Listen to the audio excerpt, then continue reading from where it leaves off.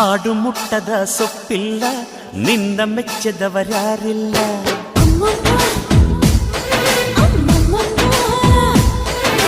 ಜೇನಿಗಿಂತ ಸಿಹಿ ಬೇರಿಲ್ಲ ನಿನ್ನ ಮುದ್ದಿಗಿಂತ ಸಿಹಿ ಬೇಕಿಲ್ಲ.